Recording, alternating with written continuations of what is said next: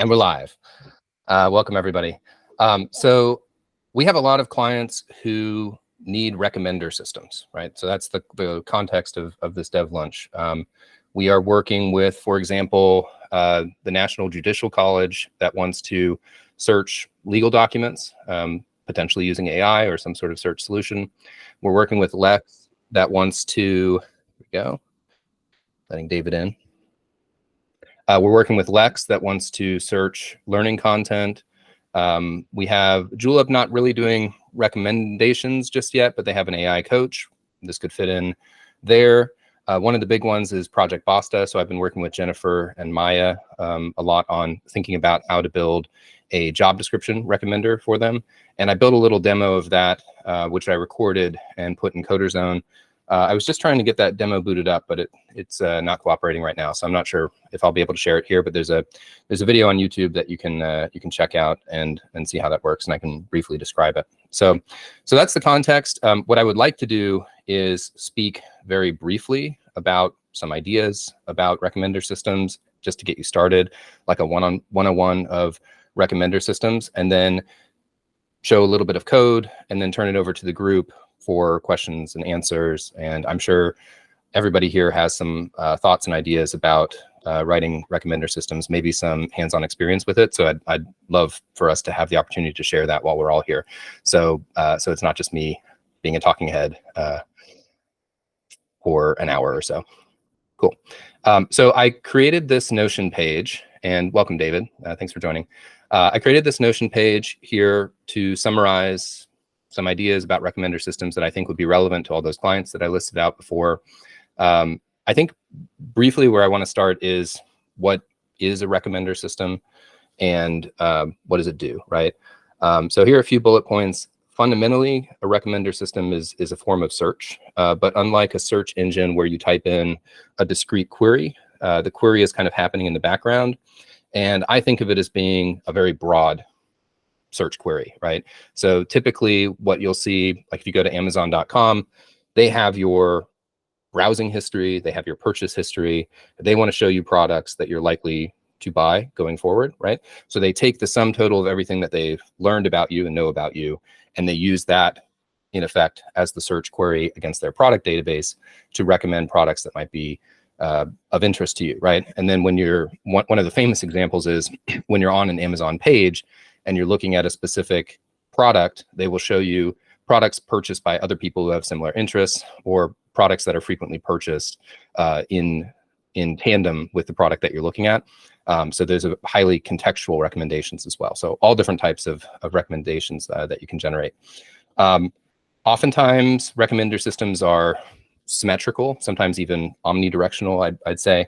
And what I mean by that is you could, given a certain product, find users or recommend users internally, maybe to your staff, who would be interested in that product and sort of rank them by affinity. And then you can do the opposite. You can take a user and search products.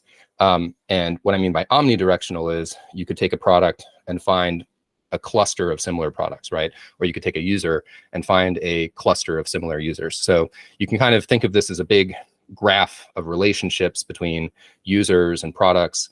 And those are the nodes on the graph, the users and the products. And then the edges of that graph are the affinities and relationships between those things that you can then search using various algorithms. And that's sort of the second part of what I want to talk about here is how do you search across that data? So oftentimes though, when we're building a recommender, we're sitting sort of in the seat of the user from their perspective, and we're looking for content of some sort, whether that's products, learning content, job descriptions that would be of interest to that user based on what we know about them. And so it's this one-way search, but sometimes it does benefit us to look back the other way or look across other users and say, you know, people like you are generally interested in this sort of thing, or you are a typical user, you could say, because you're interested in this thing, or you're not a typical user, you are, you know, you're an outlier. And that could be interesting to users to reveal those sorts of things that we know about them and know about our own content.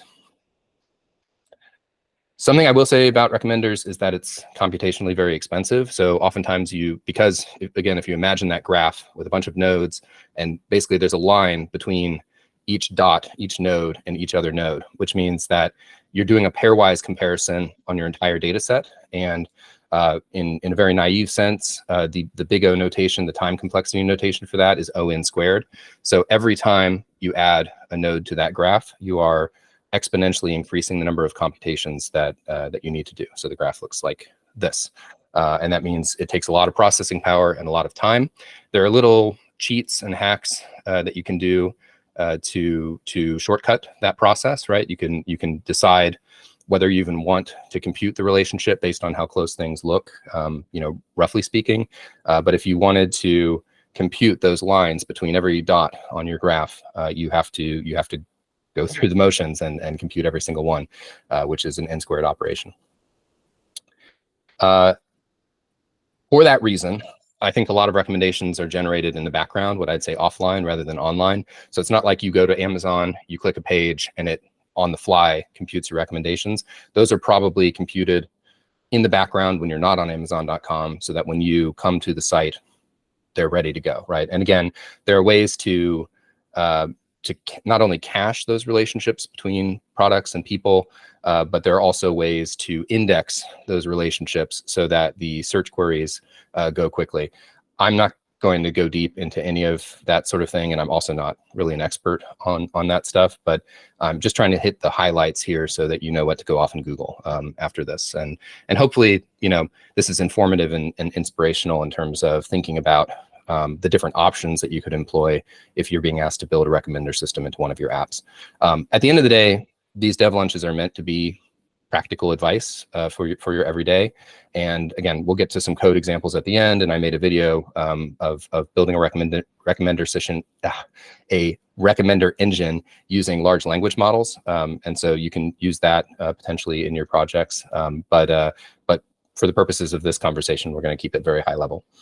Okay, so then I have this basic to advanced levels of recommenders structure here. I actually wrote this for our client Lex recently, and I think this is a good overview of the different ways you could think about searching content or recommending content to users within an app. And my main point here was that when people think about AI and ML, they think about big data and they think about very complex mathematics and algorithms, right? And what I want to point out to both our team and to clients is that you can start small and you can start simple, and you may not even need machine learning or AI to create something that's good enough or good enough to get started for your MVP, which saves us a bunch of engineering time and saves the client a lot of headache waiting for something to get built that actually works. So anyway, these are in order from what I would consider the most basic approaches to a search or recommender system to the more advanced approaches. And again, I'm just hitting the highlights here. Each of these could be its own presentation, each of these sections here. So the most basic way to search and recommend content would be what I call, or not I call, but like what the industry calls content-based filtering. So the idea here is to take keywords, right? So you think of a search query that you might type, like I want to look for all documents that mention high-speed internet, right? And I could break those words down into subwords, or I could just use the words verbatim and find all the documents that have the words high or high speed and internet in them, and then rank those search results based on the documents that have the most hits, right? So the very basic version of that would just be a raw word search where you take the literal words and you look for them literally used in those documents. There are some more advanced approaches to this, like full text trigram search, which takes words and breaks them into trigrams, which are 3-character segments. So then when you're typing a search query, your search gets fuzzed a little bit, and we find documents where those trigrams are matched frequently and then rank the results based on those trigram matches. And then there are a couple other suggestions here.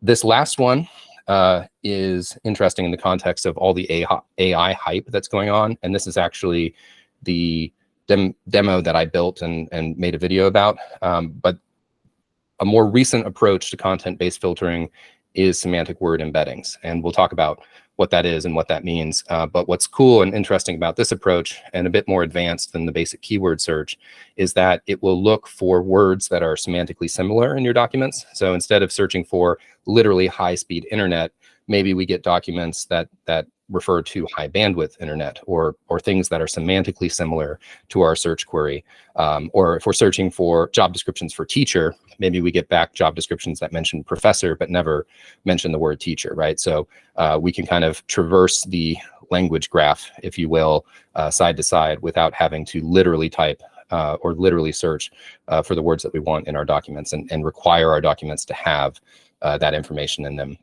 So this is a really powerful and a nice way to, I like to use this term, a nice way to sort of fuzz your search, so you get broader results, and you can sort of broaden the field of what you're searching for. The next level up is feature-based modeling and matching. We're experimenting with this on Basta. So this is probably best explained in relation to content-based filtering through an example. In Basta, every student takes a survey, and after they take that survey, we are able to generate 6 scores for them. And I don't remember them all off the top of my head, but one of them is creativity, one of them is status, I think one of them is salary, preference, and this forms a unique fingerprint for that user. And that is what we call a, well, each of those items, creativity, status, and so on, is what we call a feature. It's sort of like looking at somebody's face and saying, the features of this person's face is that they have a big nose, they have brown eyes, they have black hair, whatever. Yeah, I'm just looking at my own face. They have a beard, right? So those are the features of the person, and you can imagine putting those together into an ordered list, right? So you have like nose size, eye color, hair color, has beard, yes, no, right?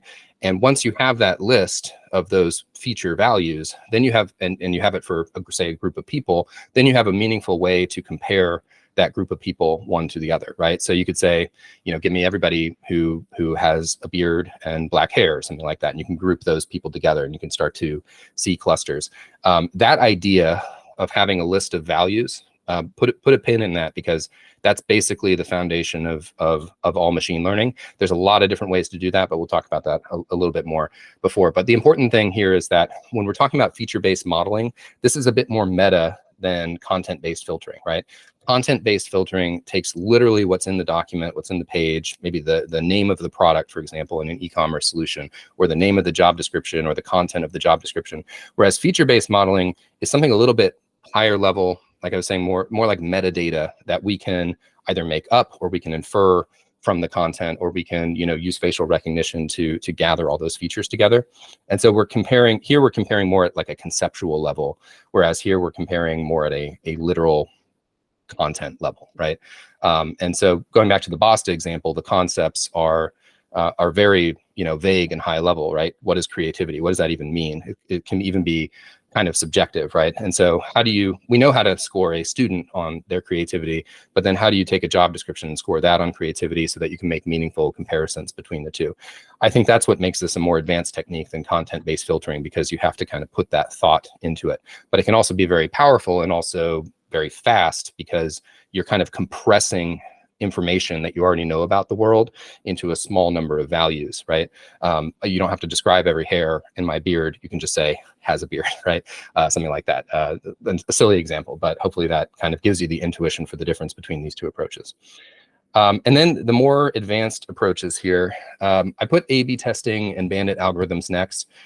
Basically, the way that you can think about this is we will randomly show you content, and then based on how you respond to that content, we will update our recommendations in the future. And so this has nothing to do with the content itself.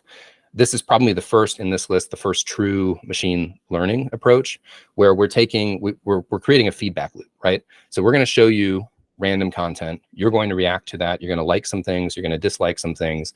And then we're going to use that information that we learned about you. We're going to store it. And we're going to use that when we generate content the next time. So next time we generate content, it's still going to be a bit random, but we're going to incorporate our learnings, show you something that we hope will be more relevant to you, because it's going to be more in the vein of the things that you liked and less in the vein of the things that you disliked. And that cycle will continue until we've sort of pinpointed your preferences, right? So that's all I'll say about that. But basically, a bit of randomness and a lot of learning is what happens in this stage. And then everything sort of from here on up has that machine learning feedback loop where we gather some sort of input from the user, we present something to them, we gather more input, and we use that to keep the wheel turning, so to speak. Collaborative filtering, I broke out into its own thing here because it's kind of famous as a recommendation system. It's what Amazon uses for, or did use and published a paper about for its items like this recommender system. And I linked to the paper here if you have any interest in this. It's a bit technical. It's got a bit of math in here like this, but actually this is just cosine distance, which we'll talk about in a minute. But yeah, just very interesting approach.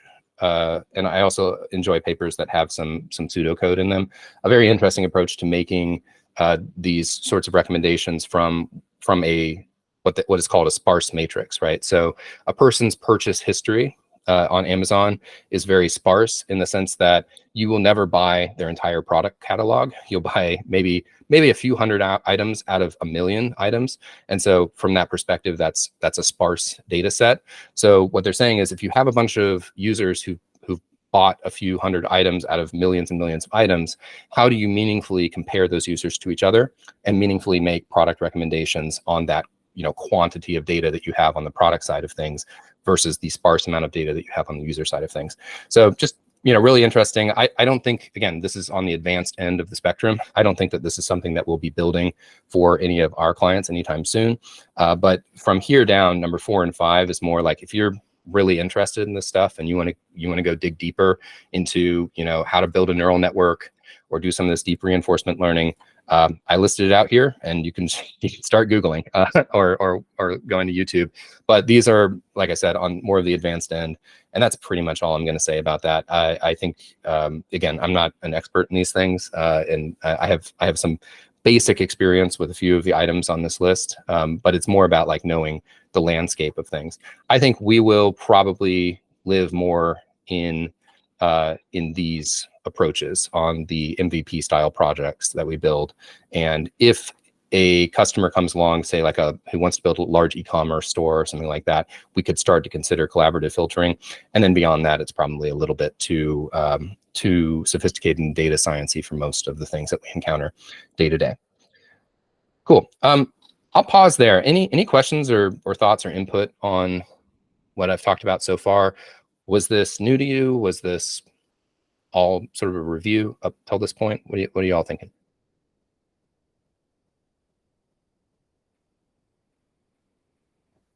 I feel like this would have been new to me if I had not already looked at some of this stuff with you for Basta.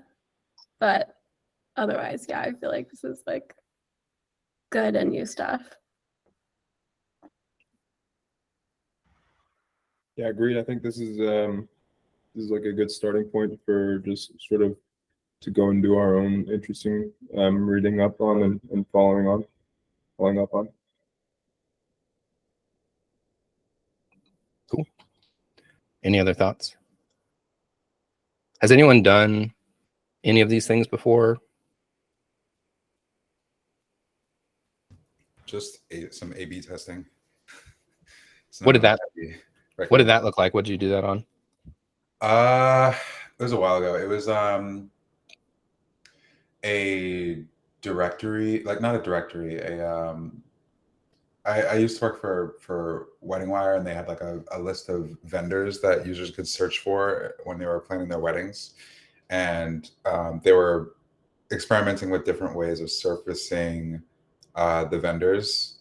And so they would A/B test like different ways of surfacing like the search results. Like, is it that, location can be more flexible, but the actual list of attributes has to be the most accurate? Like, do people care more about like their vendor or their like venue having all of the exact things that they want, the exact amenities that they want, or do they care more about it being close? And like, what are the attributes that determines the difference between those two? Like, can we segment users based on what matters most to them based on like what they click? So it's like, there's a bunch of click tracking, and then that would inform like another series of A/B tests, and then eventually they would implement one or the other, or figure out a way to have different implementations for different types of users. That's awesome. And that sounds like it was a sort of an analytics approach where there was still a human in the feedback loop, right? Or were they updating their recommendations dynamically live based on information they collected, or would they take the data back, make certain conclusions, and then go tweak the algorithm? They would like tweak the algorithm based on the conclusions they drew based on like the analytics from the A/B test. Cool. Yeah. That's an interesting thought that I had, just sort of preparing for this talk was, what is machine learning really, comes up a lot. And then what is artificial intelligence really? And I think the debate can be kind of silly sometimes, but I think it can be reassuring to tell clients that even if they're operating on the more basic end of the spectrum, in a sense, they're still, and they're still in the feedback loop. In a sense, they're still doing machine learning because they're using the machine to collect more data than you could as a human, analyzing that, and then using that to update the machine going forward. And even if you're using one of these more advanced models, there's almost always a human in the feedback loop. A good example might be like the YouTube algorithm, right? They're constant, or even the Google search, right? They're constantly tweaking those algorithms manually based on observed user behavior. And there's almost an arms race, if you will, between YouTubers and the YouTube algorithm. People will figure out how to exploit the algorithm. And so the algorithm needs a human to update it, because if the algorithm was left alone to do its own thing as a machine, it might create a bad environment, right? And in some cases has created a bad environment in social media. So all that is to say, like, I think I told Basta this. They were saying, oh, we just kind of use heuristics and dumb logic to recommend job descriptions. And I said, well, that's still a form of machine learning, right? Like you're just in the loop with the machine, but the machine is still doing a lot of the heavy lifting for you. And the truth is, you're always going to have a human in the loop. Even if you build sort of a self-sustaining machine learning algorithm, you're still going to have to keep an eye on it. Go ahead, Perry. Yeah, I mean, allegedly, so does Facebook and Instagram do that when they're trying to track down fake news. Allegedly, we don't actually know. They seem to say that. But yeah, I mean, I also just did a very basic cosine similarity experiment. It's on TNGIS. It's still in progress, but yeah, just sort of comparing, scraping Wikipedia sports teams and comparing the actual content of the text, and just sort of seeing what I was expecting to see and then seeing what the results were. It's a pretty fun, basic experiment. It definitely didn't give me exactly what I was expecting. So it shows like that there is some more depth that's needed in terms of like understanding the terms themselves and not just comparing the actual words. What I think you said was it sentiment? No, not sentiment. Semantic. Semantic. Yep, exactly. Yeah. So yeah, you can check it out if you want to on TNGIS. Yeah, let's actually try to find some time to demo that here. I have one more section, and then I want to look at code after that and continue the conversation. So we should definitely look at that. But yeah, that's a good. I'll probably add them after the next section. I'm sorry, say that again. I have some comments, but I think they belong more to the next section, so I'll let you go through that first. Okay, awesome. Cool. Yeah, just on that last point Perry was making, he did he did similarity search based on content-based filtering, and you were using the words in the content. And so it was, I forget what it was pairing up, but it failed to pair Washington DC or DC with Washington because it didn't think those were the same thing. Yeah, I mean, yeah, we can look at it later. Yeah, but I was looking at different sports categories in the U.S. and I was expecting to see higher correlations between sports teams, MLS teams versus NFL teams. For some reason, there was like a very close similarity between the Wizards and the Commanders or the Capitals, but there wasn't one between DC United, the Wizards, and the Capitals. So that was something that was interesting to see. Yeah. And so that's where I said maybe using semantic word embeddings could help, because then Washington, DC might be more closely related, even though they're literally different words. And go Caps, right? Cool. So the next section is about vectors, because this is a term that'll come up a lot, and I think you're either familiar with vectors or you're not. This is going to be a brief introduction to vectors. There's again a wealth of other information out there, but I think yeah, as just sort of an intro to this topic, vectors are used often in linear algebra. They're used often in physics, usually using linear algebraic equations to understand them. But fundamentally, as programmers, as a programmer, I like to think of a vector as a list of values, right? And more specifically, usually a list of numbers, right? So to use a physics example, which I think is probably relatable to all of us, physics usually represents the location, speed, acceleration, other physical aspects of an object using some kind of vector, right? And each of those items can themselves be vectors. So acceleration, for example, will have some directionality to it, usually like relative either to the object itself or an origin point, and then it will have some kind of magnitude, right? And speed likewise has some orientation and magnitude, and there's a relationship between those two things, right? Acceleration increases speed over time. You could also look at location as a vector with 3 dimensions, right? Where is it on the X, the Y, and the Z? So where does the object exist in space? And you can represent that as a vector, you know, sort of an arrow. If you imagine an arrow pointing from the origin of that space to that location in space. And again, the location is influenced by speed and acceleration over time as well, right? So I think that's a really intuitive example for us. And that kind of falls into the feature vector thing that I was talking about before. All those location-based ideas are features of an object in space.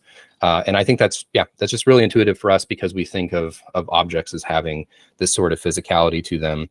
And the important thing is that, again, that list of numbers is ordered so that if you have that list of numbers for one object, you can meaningfully compare it to another object. So this comes up very frequently in video game physics. You can take, for example, the direction vector of 2 objects and compare them using cosine similarity, which looks at the angle between 2 vectors.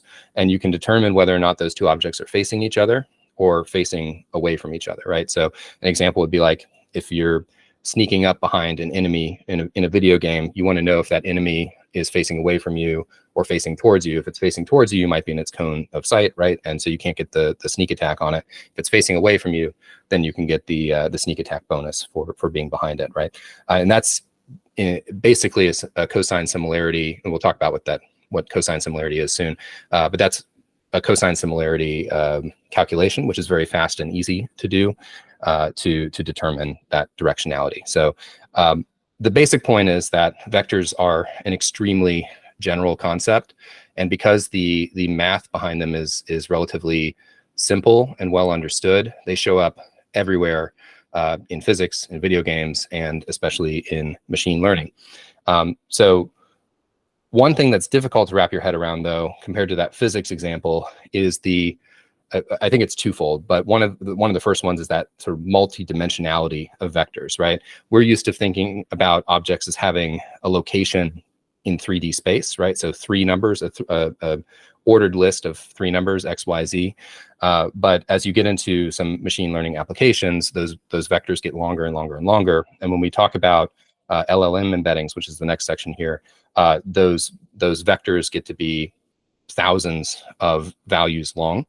And then furthermore, unlike the physics example, we may not be able to tell you what the number at position 3 in that 1,000 value list, what that number actually means, because those values come out of the training of the large language model, and it's kind of a black box what all those values mean.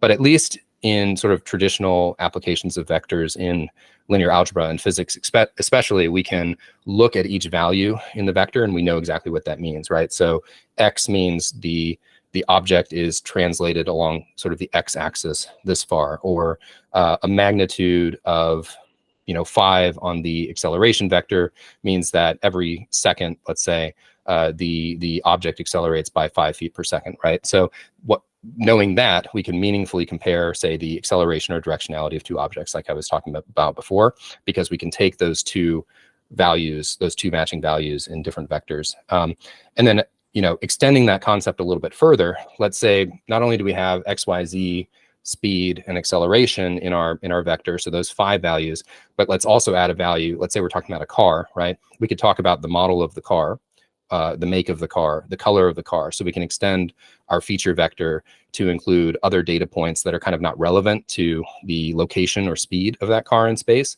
But then if we had 1,000 such cars, we could say, give me all the Ford Mustangs that are traveling in a similar direction in a similar location, right? And so you can use some of this math to find similar objects in space that are doing similar things in space over time.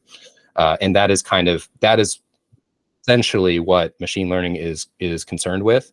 If you take that example out of physics and out of this contrived car example that I'm coming up with, and you think about users clicking through your site, and those users have attributes, right? They have such and such a race or ethnicity, they have such and such an age, gender, so on. Then you can start to group and compare their behavior over time. And it becomes a lot like our physics example where, they're at a specific location on your website and they're traveling at a certain speed through your website and so on. And you can meaningfully compare those things using essentially the same equations that you would use in physics. Go ahead, Michael. I'm just thinking about a way to visualize this. And you mentioned video games. So is it kind of like that? There's like in a lot of like RPGs where you have a character creator, they sometimes have this little like graph where it'll map all of the different attributes on the outside, and like depending on how many points you have in that place, then it'll like have a point, and then it'll be this little like blob, this little like slightly angular blob, and then like that's kind of a way of measuring similarity between like one character and another character, right? By looking at the blob and seeing like how much overlap there is. Yes. Way off. No, that's not way off. And I apologize, I didn't have the time to prepare more visuals for this, because I think, especially for me, the visuals give you a lot more of an intuition about these things. I'm not sure if I understood the blob example necessarily, but the way that I tend to think about it is, and I'm trying to just quickly Google some images here. Let's maybe look at this. The way that I tend to think about vectors, basic vectors, is as arrows that can kind of be compared, right? And so, here A might be like the direction and speed of an object in the video game or an object in space, and then B might be the direction and speed of another object in space. So like let's say these were billiard balls or something like that, right? Like A comes at B in this way with this speed, right? And then B has such a mass that it causes A to completely stop, and then it kind of flies off in this direction, but to a lesser degree, like a lesser speed. So it's about taking sort of these arrows and then representing those as a series of numbers. So here's a image. Did that help? I don't know. Yeah, and in general, like if the reason I wanted to focus on this. Oh, I see what you're saying. Yeah, so not like the physics with like the movement of the character, but like the attributes of the character. Yeah, this is like a classic feature vector visualization, I would say. Yeah, okay. This is actually a lot like the Basta example, where you would have attribute features of a student. So you could imagine creativity being on here, status, the other attributes, things like that. So yeah.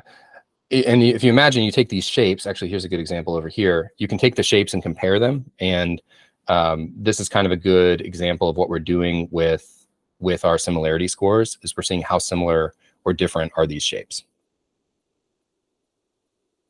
Got it. Cool. All right. Not way off. Yeah. Yeah. And this is also a good example of a multi-dimensional vector, right? So if like we go back to this example, this is sort of just a two-dimensional vector. It has like an XY representation or an angle and magnitude representation. So it's just two values that represent this vector. But in this case, we have a 5-dimensional vector. And so this is a better visualization for that, because imagine what direction that arrow would be pointing in space if you tried to graph this on a 5-dimensional graph. I don't think you can do that mentally, but the math works. And so this is actually a really good example of where the math works for similarity scores in a way that is difficult for your mind to visualize as like a point in space. Okay, how esoteric was that for everybody? Did that make sense? I'm trying to explain this in the most intuitive way possible, that would be relevant to your day-to-day work. But it's also, these are very abstract concepts at the same time. So let me know if any of this is confusing, or we can just dive into Q&A and maybe someone else can take a stab at explaining this to me. But feel free to raise your hand if you want to interrupt with a question. Okay, finally, LLM embeddings. So that was all just sort of a lead up to this hot topic of AI and large language models. Something very cool that you can do right now is use a large language model to generate a high dimensional vector. Again, more than 5 dimensions, in some cases 300 to thousands of dimensions, right? And then meaning that vector, have that vector represent what the LLM thinks that the English word or phrase means. And actually, it could be in any language that the LLM was trained on, but for our purposes, let's just say English, right? So what that means is that you can give it a word like, the classic example is king, right? I could give it a word like king. I could give it another word, man, and I could say how similar or different are these words. And so king and man would be relatively more similar than king and woman, right? And then king and queen might be relatively more similar than or have an equal relationship to one another that woman and man have, right? And there is a good visual for this. I also put in the video. So let me see if I can pull this up really quick. Yeah. So this is sort of the graphical vector representation of those things, right? So if you imagine that you could use two values, two numbers to represent the position of these words conceptually in semantic space, right? The physical representation, if you will, of how close or far away these words are from each other. You might create a graph like this, and then you can see that the relationship between queen and woman is roughly equal to the relationship between king and man, right? And so one way of expressing this is to say that king minus man plus woman equals queen, right? And so that's what the embedding is attempting to do, is give you a numerical representation for how this AI thinks about the meaning of the words relative to one another. And so this is what's really cool about LLMs and LLM embeddings, is that then you can compare words not based on their literal content, right? Like queen and king are completely different words, but based on their semantic content, the conceptual content that sort of reflects in general how English speakers think about what these words mean and how close or far away from each other they are in meaning, right? And again, when we use an LLM embedding, we're going to get not a list of 2 numbers, but a list of 1,000 numbers, and we won't necessarily know what each of those numbers means, but believe me, the math works out. You can meaningfully compare those lists and find words and phrases that are similar to each other in meaning, or find words and phrases that are not similar to each other in meaning. So it's really powerful in that way for recommendation systems. And that's the demo that I built that I shared a video about. And I'll just link the video after this again, if you haven't watched that. But it basically shows typing in a description of a student and then getting back a list of relevant job descriptions for that student. And my implementation there of that recommendation algorithm was very basic, not optimized at all, but I was already getting pretty sensible results from using embeddings to compare things. So again, when you're working with these embeddings, you're essentially working with multi-dimensional vectors, long lists of numbers, and then you're comparing those long lists of numbers using similarity metrics. And I did a write-up for Asta on a couple of those similarity metrics that are common. So we have Euclidean distance and cosine distance, which we've mentioned a few times. You can think of Euclidean distance, going back to this, as being the distance between queen and king, and there's I think it's Euclid's formula to get the length of the line between queen and king, and you could compare that to the distance between queen and man, and you would find out these 2 words are closer to each other than those 2 words are, right? So it's kind of what your brain can do just by looking at this graph. You can say, oh, these things are closer than those things. That's how you would do it in math with Euclidean distance. And then cosine distance looks at the angle between these vectors, and it ignores how far away those points are from the origin. And we're just mainly looking at, like, regardless of scale, are these things similar, right? and anyway, I wrote a sort of an article about that here that you can look through, that gives an example from Basta's use case of students who are similar to each other, and how to think about Euclidean distance versus cosine distance for this particular use case. So that's up here on the Notion. Cool. I'll go back. All right, let's look at some code. Before we dive into that, any questions or thoughts? David, you said you wanted to bring something up. Are we going to talk about data at all, or I can kind of get to it in a little bit if you want to go first. Talk about data? Yeah. I didn't have anything planned to talk about any specific data. I mean, there's some data in the code, but yeah, I kind of want to address something that Perry came up with earlier, which is that so a lot of the systems that these are built on, a lot of times you're going to be using like these pre-trained models, because most of the time these LLMs and other really any kind of model, whether it's like an object detection model or like a classification thing, or you're doing text-based, semantic similarity, whatever it is that you're doing, you're using some kind of machine learning model that someone else trained most of the time, because it takes an incredible amount of compute and resource to train those models on your own. And we're not really, primarily going to be doing that for people unless they pay insane amounts of money, which is how most companies that do something specific, like self-driving cars, are going to be building their own models from scratch by doing their own kinds of analysis on that. And that's kind of insane. That being said, for this kind of tasking where you're building like a basic recommender system, you can do this by using those kinds of models purely because of how much data that they've already been trained with. So Perry was talking earlier about how he tried some like cosine similarity with sports teams. And some of the reasons, like there's a lot of reasons why models might succeed or fail on any given task that you give it. And primarily the problem behind all of machine learning is actually just the data problem. And the data problem is that you want to do something such as comparing words to each other.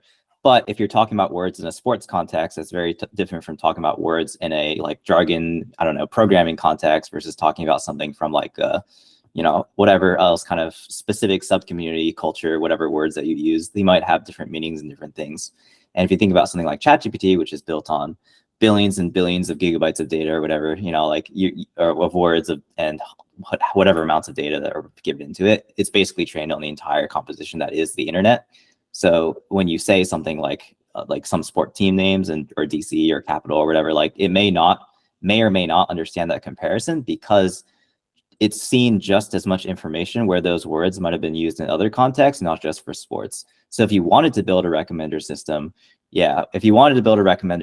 where you wanted to focus on sports, you'd probably want to have to either isolate the training data and then retrain a model on just those things, or you would have to control the model to say like, hey, actually, I want you to talk about, just sports or not other contexts for those kinds of like ChatGPT, where you can give it some kind of prompt for context.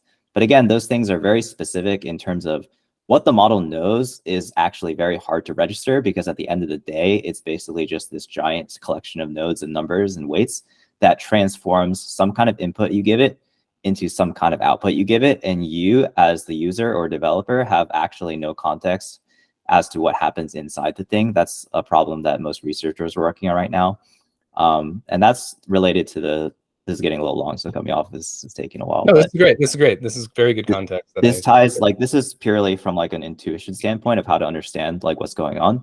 If we have some really high dimensional vector, and we'll go back to the word example of like, king, queen, man, woman, or whatever. Let's just go with like the basic cat, dog. Imagine you have some kind of space, like you have some n-dimensional ball. Just think of it as a 3D ball. It probably works best for people. Like you have a sphere, and you have the word dog and you have the word cat. And basically I'm giving you, the human, a task. I'm saying draw a dot or place a dot somewhere on this ball on the outside of the sphere on the shell. Put one dot somewhere for dog and put one dot somewhere for cat. And you probably would do that. You put, a dot somewhere, 2 dots. And then I'd say, okay, well, here's car. I want you to put this dot somewhere else where you think it best belongs. And you'd probably be like, okay, well, a car is really different from cat and dog. Cat and dog are both animals. They're both small pet animals. Maybe cat and dog should be closer to each other than car. So maybe car sits like on like the south pole of the sphere, and then like cat and dog sits somewhere like north on top of the sphere. And then there's more words, like maybe I put horse in, and horses, maybe somewhere halfway between, because horses are, I don't know, you can ride horses and use them for transportation like cars, but they're also animals like cats and dogs. So there's like some kind of relationship that you want to preserve because you're a human and you have all this context. And really that's how these models work, is you have this almost infinite amount of information on the internet that they just plowed into this model. And all the model does is use a bunch of crazy mathematical techniques to embed these words and sentences into some place on this sphere and say like, okay, well, this is kind of close to this thing, and this is kind of close to this other thing. And it tries to build, essentially, the best way to think about it is a model of the world of text. And whatever model that you're building, it's building a representation of that space. So if you have an object detector, which is like you give, you know, a video or an image to a model and it tells you where the human is and it draws a square around it. If you ever use like a security camera that has like those kinds of, you know, abilities, like it draws a rectangle around the human or it draws a rectangle around a car or whatever. That's really all it's doing, is it's taking all those pixels, changing all the pixels to become the input.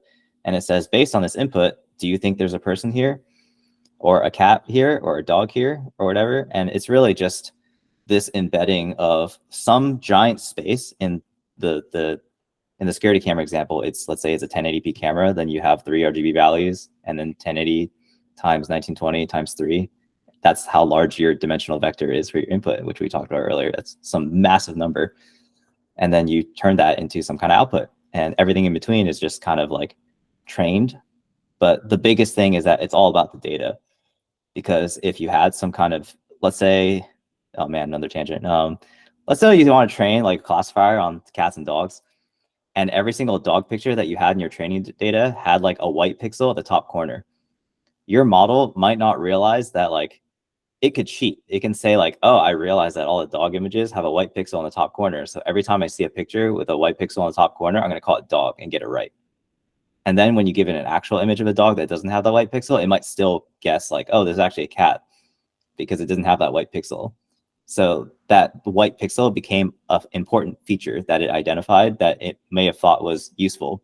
And this isn't necessarily how actual machine learning models work.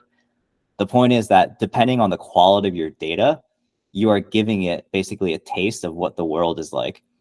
And then it's using that to predict future things that you give it. So when you have a ChatGPT model and you give it some context for like, you know, making decisions or tell it to like pretend to be an assistant or do things, that model is already trained. It's fixed. All the parameters are completely frozen in place. You can't train the model anymore. It's not learning anymore. You can give it more context, but it won't know anymore. Yeah, that's Yeah. This is great, David. Yeah, and that gives a lot of good context on where these embeddings come from and where the word embedding comes from, right? Like you said, imagine this space. You could call it a semantic space, you could call it a feature space, but you're taking concepts and you're embedding them into that space so that they have location data, which could be, you know, as simple as 2 values, but with most machine learning models is not. It's several hundred, if not thousands of values. And so when we feed a word like king or cat or dog or broom into a large language model and we get that list of numbers out, that's where those numbers came from, was from the training data. So that's a really good piece of context that I just skipped over here. That's also why it's so powerful, right? If you go to ChatGPT and you ask it questions about math or chemistry or physics or coding, it'll probably know the answer to most of them. Yep. But if you're like, you know, some PhD student that's like pushing the boundaries of your field, and you go to ChatGPT and you ask it about something, like it's not going to give you very much. It's going to be very vague, very general.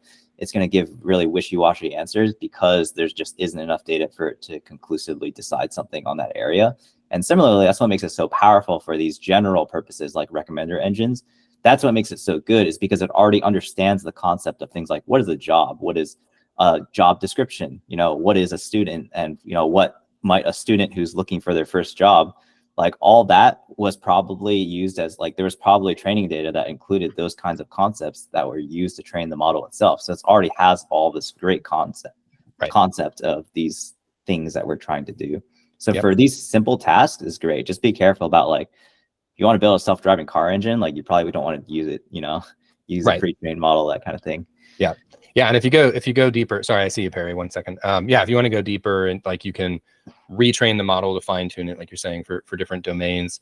The demo that I built was really relying on a model that has a general understanding of English and then sort of extending its brain with custom documents that I sort of broke apart and then used the model's embeddings or understanding of English to build the search around. So that kind of tailored it to my domain, but I'm again relying on general and hopefully unbiased understanding of language, but I don't necessarily know that the model has that because I don't know what it was trained on. And Yes. like you said, its brain, so to speak, is a black box to us. When I look at that list of embedding values, I have no idea what individual values means, right? Versus the physics example where I could look at a vector that includes location and speed, and I could say, oh, the fourth value is the speed of this object, right? You just can't do that with these. There's almost no ability to do verification with these kinds of large models. Yeah. And that's a really hard problem that people are trying to solve, but isn't really done yet. So if you have a model output, you have to build a system in place, usually with a human in the loop, to do some kind of manual verification, because most of the time you have no, like any of these, like if you use ChatGPT, you might have seen like the hacks that people have done to get it to output things that it's not supposed to. And that could happen at any point, because basically the way those hacks work is they're just moving around the giant ball that I was talking about. They're basically certain strings of words that allow it to go to places, because there's always some kind of path in this very high dimensional space to move over into some area that you want to talk about. So even if, you know, the OpenAI engineers have put a bunch of manual stuff to say, hey, ChatGPT bot, don't talk about how to hide a dead body. You know, like if you know how to finagle the network enough, you can get to that area about dead bodies, because it's been, you know, taught on all the data about it and it knows about it somewhere. It's just is supposed to not output it, but you can get it to do it. Yeah. I have more thoughts on that. Go ahead, Perry. Yeah, I mean, well, first of all, let me just say it's always really fun to hear somebody who's very passionate or very interested or very knowledgeable about something go on a rant. I appreciate that. Thank you, David.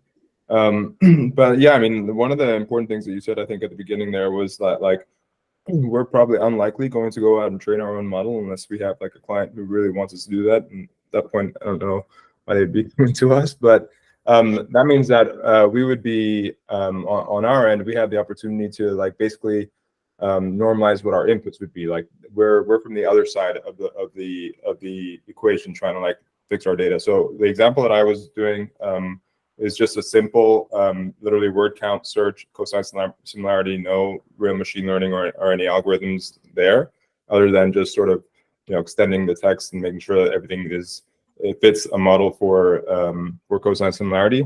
So what I was thinking was that, like, okay, yeah, so maybe it didn't pick up DC because it didn't figure that Washington DC is the same as DC. So I was thinking, okay, well then why don't we just take out location? I wasn't really trying to compare location at that point. I wanted to just see if it could figure out similarities between sports. So like in this situation, what we're talking about is we're controlling the input variables rather than what the output is going to be or what the learning algorithm was. So like we can do that part. We can't really do the training part, like you said. But there are also options that we can do to facilitate. For example, with ChatGPT, we can give it some prompts so it can use those as part of its, you know, responses. We're not training it per se, even though they call it training. But we're on the other side of that equation, trying to like make sure that the data we're getting out is what we're looking for by controlling our inputs or variables. Yeah, and just a thought on the training and the expense there. You know, these are mind-boggling numbers to me, but Microsoft built data centers for OpenAI, and they collaborated. That's why they got to use it for GPT-4 for GitHub Copilot. And they built a data center that cost at least $15 billion, and they put almost 300,000 GPUs in that data center, and then they used basically all the data they could get on the internet and parallelized the training across those 300,000 GPUs. And the training itself costs hundreds of millions of dollars. So it's to build a large language model is not something that we're going to be doing. There are open source efforts out there to build large language models, and somebody leaked Llama, which was Facebook's large language model. So that's in the public domain now, that and can be used for, I think, non-commercial purposes largely. So yeah, it's really interesting. There's a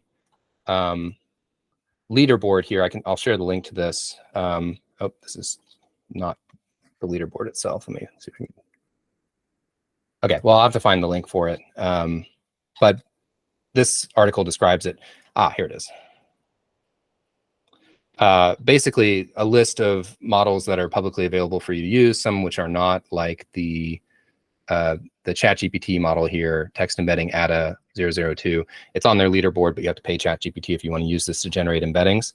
But this is a good way, to David's earlier point, of assessing the quality of a large language model against different benchmarks for comprehension of a language, or like a language like English. So you could look at a model like this and say, how good is this model at answering trivia questions, generally speaking? How good is this model about talking about physics or understanding the general meaning and relationship between words? That's what they're attempting to do with this, and they're keeping this up to date almost daily. The rankings change, new models are released by research groups and things like that. So only 15 billion. Yeah. So this is a good resource for understanding like what models you could leverage in your projects, and some of these can be used offline without having to pay ChatGPT. That's another big takeaway. So in the demo that I built, it was all offline embeddings using a model that's further down the list here. I think it was at 35. Yeah, this all mini LM L6, which is still a good model, even though it's at number 35. It's about 400 megabytes to install. It embeds to 384 dimensions, which is fairly compact for how smart it is, so to speak, at understanding English language. So there's a lot to be evaluated here in the selection of large language model for any purpose, and there are a lot of trade-offs that you can make in doing that. Okay, you gave me the link. I do want to look at your code, Perry, and maybe some other code examples. Yeah, but go ahead. So I have a question. When you did that sample you did, I didn't watch the longer video yet, but did you manage to deploy that to Heroku, or were you also stopped by the slug size? No, I was going to put that in the video, but it didn't seem like relevant to a larger audience. Heroku is still working on enabling PG vector for Heroku Postgres. So I haven't. They say they have a Kanban board of what's on their roadmap, and it's in the coming soon column, which means it's been completed. Maybe it's being tested. I don't know, but they're going to release it soon. In the meantime, though, you could set up a Supabase account, which is hosted Postgres, and they support PG vector. But I didn't deploy it to Heroku because of that. I was blocked by that and didn't have time to work around. The LLM though, the LLM model. That I didn't even get to that point to see if the model was going to be too large for Heroku. That's a good point, because I know Michael had that issue with Whisper being too large to deploy to Heroku. So I mean, I was trying to build it in our stack, which includes Heroku, but it may be that these sorts of things have to be hosted on AWS until Heroku catches up. Yeah, I guess, or gives us a way to host it. Apparently, if you push Docker containers to Heroku, there's no slug limit, so you can put whatever model you want inside of a Docker container. But I haven't tried that yet. Sounds like Elias is going to be contributing to Bootstrapper soon. But yeah, you want to walk us through this? What should I look at? I don't think it's helpful to walk through on GitHub, just because I think it doesn't if you go to the actual code, doesn't show you. Well, do you want to share your screen? Yeah, I was just opening it still. Yeah, okay. Buying myself time. Yeah, I mean, I have it here, but I think it'd be better if you go through it. While he's pulling that up, any other thoughts or questions? Maybe this question for you. Oh, go ahead, Michael. Yeah. So I think I'm having a little disconnect. So these large language models are being trained on these gargantuan data sets, but like each model, the repository is only so big. Like, how does it access the data from the actual model repository? That's the interesting part. Is essentially you have to believe me on this, but the way the easiest way to think about it is that every single model is made up of these structures where you have a bunch of nodes and weights and what are called biases. And essentially, they're just a bunch of linear transformations that calculate some kind of input, some high dimensional input that we were talking about, right? Like in the form of text, you can transform into a bunch of tokens. In the form of an image, it'd be like all the RGB values. You have some kind of input that you feed into some kind of model that has to say, I want this kind of input. And then it transforms that input into some kind of output through the black box process that is the model. And basically everything in between is kind of predetermined by the people who build the model, such as when we were looking at the dimensions earlier on that William was sharing that list of models. they just decide how many dimensions that the models are going to have. They decide how many layers they're going to be. They decide basically what's called the architecture of the model. And the way models work is that from a mathematical standpoint, a model is basically like a blank slate that can simulate any function. And this is provably true from like a mathematical standpoint. I won't go into the math right now, but essentially, like, imagine that you wanted, like, for example, you wanted to have you wrote a piece of code. It takes a number and it squares it. So if you gave it 4, it would give you 16. It would do 4 times 4 is 16. Or maybe you want a number that gets doubled, and you write a function for that. It just does, number times 2, and it returns that value, and that's always going to be correct. What a machine learning model essentially is it builds this kind of structure that can simulate any other function. So you could give this model, like, if I give you 3, you should give me 6. If I give you 6, you should give me 12. If I give you 1, you should give me 2. And those are your training set. Those are what you're training on. Those are your examples. And basically, you give it more and more examples, and it shuffles those examples back and updates the numbers inside the model, which are the weights and biases. And there's this process called gradient descent, where you do a whole bunch of like movement of wiggling values around to basically transform the simulated function that is the machine learning model to eventually get closer to this list of results. So you'll basically train the model to realize, oh, you're basically doubling every number. I'm going to like move around my values until I get a function that basically doubles the number. And that's how machine learning kind of works, except instead of the function being as simple as doubling the number, the function is like, I'm going to give you an image. This image has a dog, so you should learn that this image means dog. I'll give you an image that has a cat. This image means cat. And you learn what the difference between dogs and cats are. And that's a much harder function. Like, you're not going to write in code, like in Python or something, a single function that's going to define whether an image contains a dog or a cat. Like, that's going to be really, really hard. And those are the kinds of tasks that machine learning is really good at, because it can simulate basically any function. Gotcha. So magic. Yeah, and it's kind of magic. Well, so I think that was a great explanation, and something that I've seen some papers about and some researchers looking at right now is whether there's some equivalency between training a large language model and compression of data. And there's a talk that I could send you from Ilya Sutskever, who's the CTO of OpenAI, where he kind of puts that forward. But one way or another, it is a form of data compression, and it's kind of like asking, like, how does your brain hold as much information as it does? Like, and where does the information live, right? That's just inherent. I completely forgot to address the compression part. Yeah, so basically, like, if you have some giant image that's like 1080p, and I just deleted some pixels, you could probably still tell what the image is. So basically, the concept is you don't need every single piece of information. Only some of them are important. And what pieces are important are kind of up for debate. Like, maybe you're like looking at the edges, or maybe you're looking at like the shape of like a cat's head or a dog's nose or something. Or maybe for this LLM, like, if you read a sentence in English, I could probably delete some of the words and you probably still can read the sentence and know what it means from a general standpoint. So it's basically like the model is much smaller. The model dimension is decided ahead of time. So the model is really small. And obviously a larger model is going to be able to simulate a more complicated function and potentially get you more accurate results. But there's a sweet spot for how large kind of is and how accurate, based on the testing and benchmarking that you do. But the reason why the model's small is because all the data is just being passed through it to update the numbers. So the size is fixed to begin with.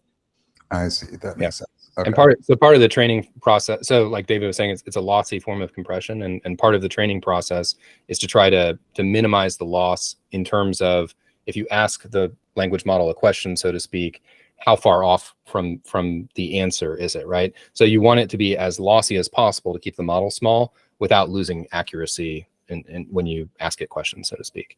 And so yeah, that's the whole, yeah, we could, this is going deeper into training models than I intended. And so let's bring it back up to the level of, okay, knowing that these things are pre-trained and available to us, and knowing now what we know about vectors and similarity matching, how can we start to use this in our projects? So we have a couple examples. Take it away, Perry. Nice, yeah. So this is all on our TNGIS. What I'm doing here is just exploring the concept of cosine similarity. Things that I'm using are scikit-learn from which is a Python library that's really useful for sort of some of these algorithms. We also need NumPy as well for some arrays, ND arrays. So the setup here, it's pretty simple. I've got a scraper that is going to to Wikipedia and grabbing just the info box of a bunch of sports teams. I've split them up into soccer teams, basketball teams, ice hockey teams, and football teams. You can tell I use Copilot because it just automatically filled them all from the same city as soon as I did the first batch. So we're going around and getting all this information and storing it. We then use scikit-learn to execute the actual cosine similarity function. It has that built in already. What we want to do here is count. Well, first we want to remove any English words that don't actually affect the meaning of the text. So things like the, at, in, a, words like that. So we first remove those. We then we're getting a sparse matrix, which a sparse matrix, you can read up about this a little more in depth. Is just a matrix that doesn't actually store zeros, nulls and undefined. Well, it stores them as nulls and undefined, but it basically is an efficient way of storing an array that doesn't have certain values in certain areas. So we want to make it dense by explicitly setting those values. In this case, there's just set to 0. That means that if there is a word that appears in one of the texts but doesn't appear in the other text, it'll just automatically have that 0 there. We're then using data frames from pandas to create pretty much a feature table of vectors where it's, I know I don't have the image here. Let me run this real quick.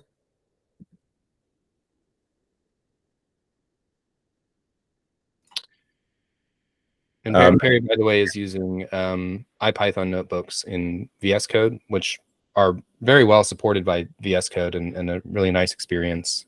So you can come to Perry or me if you want to know how to set that up and get started. But I find, especially for machine learning applications, you'll see a lot of examples using IPython notebooks. But it's also good to like prototype code and test things out before you integrate it with your application. Go ahead, Barry. Sorry. Yeah, I would also say that like this is like I keep thinking about how can I write this as an article or something that somebody else can read. I think it's just so helpful to have being able to like add sort of markdown and code together. Just makes it really nice. So you can run each of these code blocks independently. So you can have the markdown to document it, then the code block is there to be run independent of the other code. Oh, I see what's going on here. It's because I've got this one over here. Okay, so before we run this over here, let's go ahead and first just show what our data frame looks like. The last value that you put there will be printed. So over here, we've pretty much got a list of all the words that have been used. You see, I can clean this up by removing some of these other terms. I don't really care about the year. I don't really care about the location either. I was more interested in seeing the sports. If I had a bigger screen here, it would show me more. But the best way to sort of like see all the results would be to print that out into a document. And then, so basically it's creating this hash map over here of words and how many times they appear in each. It's very, very basic in each of these texts that it had. And then in the end, it will go ahead and create a similarity. So what we're doing here is we're creating cosine similarity of the same table to itself. So we can do like DC to DC, Orlando to Orlando, but then we're also doing DC to Orlando, DC to Austin. And then we're creating the table just using, again, another data frame over here. So what we see here is pretty expected. Like obviously DC United text should be almost exactly similar to DC United text over here. But then if we look at the Washington Wizards, we don't expect these to be the same because this is a basketball team, this is a soccer team. But then if we go down to the Washington Capitals and we look at, or let's go down to the Washington Wizards and then look at the Capitals over here, we're seeing a high cosine similarity. So the closer to 1 that the values are, the smaller the angle. and so the more similar they are. The further away, then the more different they are. The bigger the angle. So most of these results are expected, but yeah, I mean, I was pretty surprised to see that these ones are so close to each other. You can see it on the return side as well over here, 0.6, and it's expected that these numbers would be the same since they're the same matrix. But so like one thing that I was considering was, okay, what if I remove cities and towns? I don't really care about that. What if I try, like if I wanted to do this internationally, let's say, like would I see the same results? Because in England in Europe it's called football, and in America it's called soccer. So like normalizing some of those words would have also been helpful. But yeah, this was just like a fun little experiment to sort of see how cosine similarity works, and just yeah, I mean, the next step is to like build one of those nice little heat maps that they have as a diagram, just to like visualize that a bit better.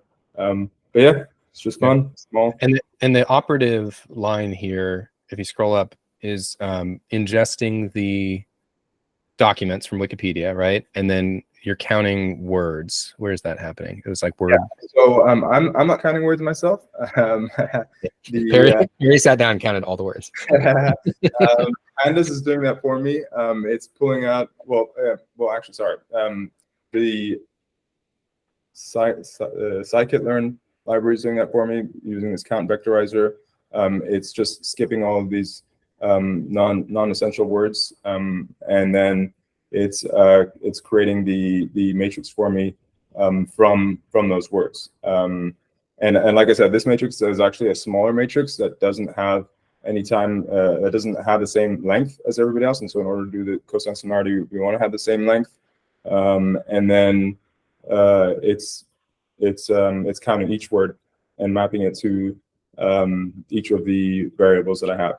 And then I'm just making it dense by explicitly setting the length of the arrays to be the same. And then I'm also using this cool little function over here that gets the feature names out, which means it gets the words that it's counted out into columns for me, which is what you saw when I had printed it earlier. All the words over here, and then I'm setting the rows to be the original teams that I had over here. Yeah, that's awesome. Yeah, and so I don't want people to get confused. So to hopefully prevent any confusion here, right? We were talking about LLMs before and how to train LLMs. This approach does not use LLMs, but it still uses vectors and it still uses cosine similarity. So that's the main takeaway from this dev launch, is that vectors and those similarity measures are very fundamental concepts that I think everyone should be at least familiar with, if not getting comfortable with, as you start to build these sort of recommendation systems into many of our apps that require them right now. But then furthermore, once you get to using LLMs or using LLM embeddings, it's the same approach. You're still working with vectors with so many dimensions. You're still using cosine similarity. So I just wanted to draw those connections for everybody and how they kind of layer on top of each other. But yeah, this is a really good example without using an LLM, how to do content-based filtering, where you've gotten word counts, you've turned those into vectors, and then you're using cosine similarity to compare those vectors to see which ones are more similar or different. I would also add that based on like the research that I was doing in order to sort of like build this, my understanding is that cosine similarity is used a lot when trying to, for example, like process handwriting and say like, is this handwritten word the same letter the same as this like typed letter, and trying to match those together. So it's definitely not LLM at all, but it seems like it's involved in like a starting point for a lot of the different learning algorithms that we have. It's absolutely a starting point. I mean, these are the fundamental building blocks of pretty much every machine learning approach. It's like vectors and linear algebra, and so these come up a lot, which is why I wanted to like make sure that was front and center. And just in your handwriting example, that's a good example of where cosine similarity ignores magnitude. So if I wrote a tiny 6 or I wrote a really big 6, I would want those to be interpreted as similar by the machine learning algorithm. And so that's kind of what it means to say it looked at the angle, but not the size of a vector. Go ahead, David. Sorry, I didn't mean to interrupt. You're good. Yeah, cosine similarity is basically any time that you have some kind of really high dimensional space, it allows you to independently treat every single one of the pieces of that vector independently and say that each one is just as important as any other one. The important part to note is that if you're defining the features, that can help or hurt you in some ways. Like for handwriting, I imagine it's going to be like, we're going to make a feature based on whether the top of this is curved or not curved, or straight or not straight, or something at that measure. And those kinds, like the things that go into the vector are your decision, right? In this case, for this example, it's how many times a given word appears. And that may or may not be a good metric for comparing similarity. Maybe it's good enough for this use case, maybe it's not. But what you determine, cosine similarity is like the tool for you to draw the comparison. But what you feed into the comparison, again, is the data problem of you decide what to put into it. The cosine similarity is an objective like measure of the relationship between those features. I would probably also say, just on that note as well, it also lets us have that sort of bias, right? Like maybe they were testing handwriting on all languages except for one, and it turns out it's actually from that one, right? So like the inputs here are what determine as well the outputs. I mean, I would say it's like very similar to statistics. Like when you're doing any sort of like regression analysis, that you're sort of like setting up a hypothesis, and then you've got a bunch of control variables that could affect the results that you want to play around with and make sure that you normalize and that they have the least amount of effect on the changes, right? So yeah, I mean, there's a lot of different paths that we could go through. I hope that somebody else is also encouraged to just start basic and not be intimidated. That last point is really key, and something that we talked about with Basta, which is and also Lex, which is that we want to set up early in the process a test bed for different recommendation algorithms so that we can try different approaches, because we don't necessarily, like David was saying, garbage in, garbage out, right? And even if we put in quality and thoughtful data, we don't necessarily know that our analysis techniques will lead to sensible outcomes, right? So in the Basta example, we have some assumptions about categorizing students by, say, creativity, right? And we have some assumptions about categorizing job descriptions by creativity. One of those assumptions might be that a UX role is a creative job, right? Relatively, right? And so when we do our similarity measure, our creative student might get a lot of UX roles because of that fundamental assumption that we made at the data layer before we started even doing similarity scores. And the similarity is just saying, yeah, these are similar because you said they were, and that may or may not give us results that make sense, right?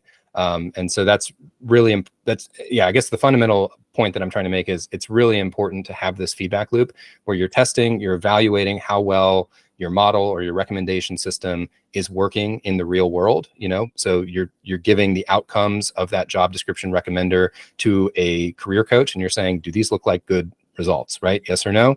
And if not, back to the drawing board, try something different, see if you get a better result. And in a sense, that's what the training loop is for a machine learning algorithm, but we can do it manually, right? For most of our clients at our scale and the way that we approach these things. But there also are sophisticated automated approaches to this too, that if you want to go that advanced. We have 7 more minutes. Why don't we just open it up for Q&A? There are more code examples. If you don't mind, Perry, I'm going to steal the... I was still... No worries. There are more examples at the bottom of the Notion page, which I'll drop into Slack. So there are a few TNGIS files that I put together, 1 or 2 that I think Perry put together as well. And then there's the embedding search demo, which is a complete Django app with a front end that shows how to generate embeddings for job description documents, store them in Postgres using the PG Vector plugin, and then query them. And again, I made a couple of videos about this, so that's going to be the best resource. I linked to the video here for understanding how that all fits together. And I feel really good that for some basic recommendation approaches, we can use our stack. We won't have to reach for any sort of fancy new tools out there. But that doesn't rule out using new tools. I just try to keep things simple and in our stack as much as possible. There's some really cool things that Elasticsearch is doing, by the way, for like vector search and things like that. So I would love to explore those things, but I also want to keep it simple for everybody. So it's this constant balancing act. But anyway, that's a demonstration of how to do some of these AI search LLM embedding things in our own stack today. And I hope that will be helpful to y'all and your projects. And then I just linked a few other resources. Man, I have a whole list of links, y'all. I have a whole list of links, but it's overwhelming how much stuff is out there. So what I've been trying to do as I go through this is, place a star next to some of this content to say, you really should probably read this. This is really interesting. This is really valuable. And then other things are less valuable. So I'm kind of the recommender system in that sense. But I'd love for other people to contribute to that and say, like, this was a really good, sensible explanation of something. Everyone else should watch this, and so on and so forth. Okay, I'm going to stop talking. Any final questions in our last few minutes here, or comments?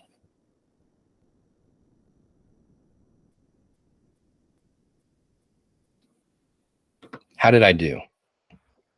You can just slack me a number. You don't have to tell me what your scale is. Just slack me a number and I'll learn from that using my algorithms.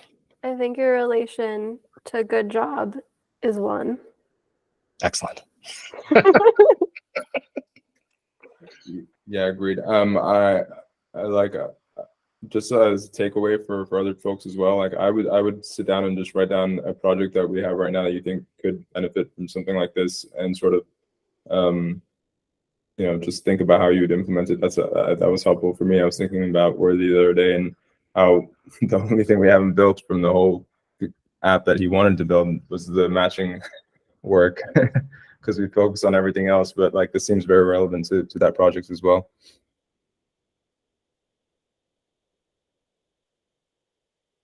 Yeah, I think this was great. I learned some things. I like the transcription, the live transcription. It's a nice touch, very solid way to reinforce the concepts, their practicality. Yeah. But yeah, I learned a lot. Thanks. Awesome. Cool. Well, I love talking about this stuff. Sounds like David does too, and Perry's been getting into this as well. So if you want to find some time with us offline, happy to like see how we can map this down to your projects. Again, it feels like every client I'm talking to, every person on our team is working on this kind of thing in some way.